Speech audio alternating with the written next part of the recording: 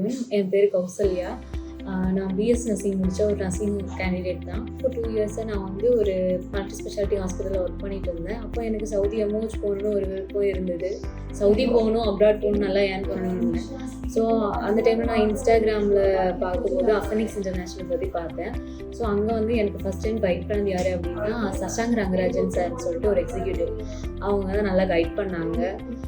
அது மூலயமா எனக்கு சவுதி எம்ஓஹெச்சில் தபூக்குங்கிற இடத்துல வந்து எனக்கு ஜாப் பிளேஸ்மெண்ட் கிடச்சிருக்கு. இன்டர்வியூ வந்து சென்னை லீலா பேலஸில் அட்டன் பண்ணேன். ஃப்ரம் இந்த இன்டர்வியூலேருந்து இப்போது எனக்கு நாளைக்கு ஃப்ளைட்டு அப்கமிங் டேஸ் வரைக்குமே அவங்க தான் எனக்கு ஃபுல்லாக த்ரூவாக ஹெல்ப் பண்ணது. அப்டேட் டெய்லியுமே கொடுத்தாங்க. எப்போதுமே நம்ம என்ன சொல்கிறது, எந்த டைமாக இருந்தாலும் பரவாயில்ல, நம்ம எப்போ என்ன கொஸ்டின் கேட்டாலும் டவுட் கேட்டாலுமே ஒன்றே ரிப்ளை கொடுத்துருக்காங்க. இது வரைக்கும் அவாய்ட் பண்ணது கிடையாது. அதே மாதிரி அடுத்த எக்ஸிக்யூட்டிவ் வந்து Divya ma'am. She is from Delhi. அவங்களுக்கு தமிழ் தெரியலனாலும் பரவாயில்ல, நான் வந்து இங்கிலீஷில் ஃப்ளூயன்சி எனக்கு அவ்வளோவா வராது, இருந்தாலும் பரவாயில்ல. அவங்க எனக்கு எப்படி மேனேஜ் பண்ணி எனக்கு ஆன்சர் பண்ணாங்கன்னு தெரியல.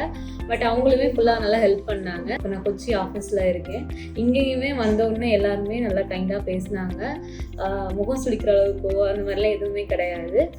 உங்களுக்கும் அப்ராட் போகணுங்கிற ஆசை இருந்துச்சு அப்படின்னா அஃபனிக்ஸ் மூலமாக நீங்கள் அப்ரோச் பண்ணிக்கலாம். அவங்க எப்போதுமே நல்லா ஹெல்ப் பண்ணுவாங்க. என்ன சொல்கிறது, ப்ராசஸிங் டைம்லேருந்து எல்லாமே ஈஸியாக சீக்கிரம் மூவ் ஆன் ஆகிடும்.